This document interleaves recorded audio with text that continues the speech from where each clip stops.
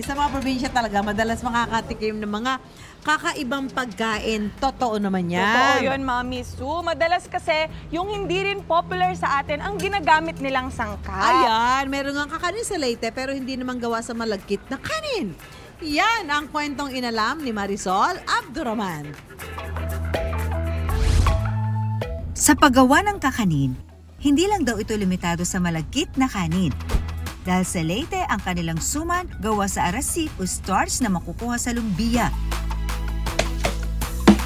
Isang puno na nahahawig ang itsura sa puno ng niyog.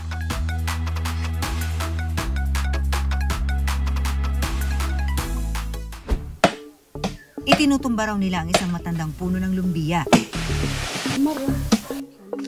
Pagkatapos ay binabayo nila ito hanggang sa madurog at maging arasip powder. Ginagamit nilang pamalit ang arasip sa malagkit na bigas.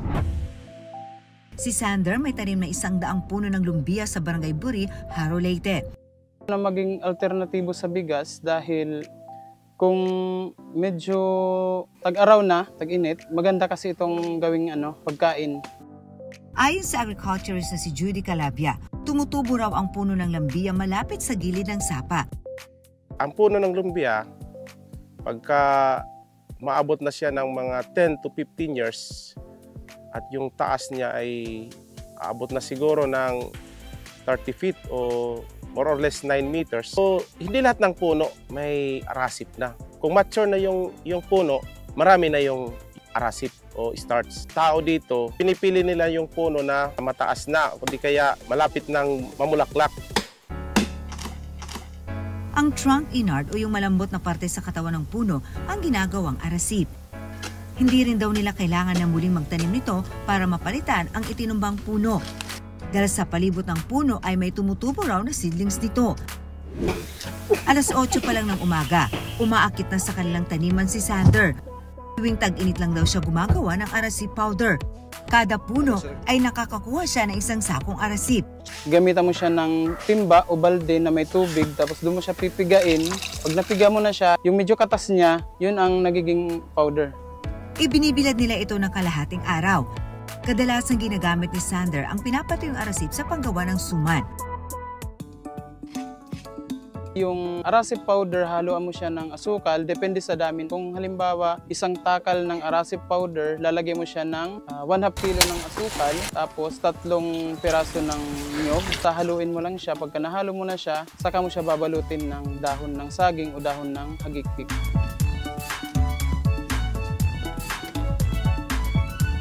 Matapos pakuluan ng 20 minuto, pwede nang lantakan ang sumang arasip. Matamis, gawa ng asukal. Medyo makunat, pero malambot ang kakunat niya, malinamnam. Ayon sa nutritionist na si Ina Mercado, ligtas daw kainin ang arasip.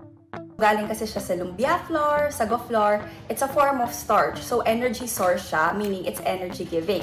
It's rich in carbohydrates. If you have diabetes or if you're watching your sugar, you're watching your weight, it's better to control it.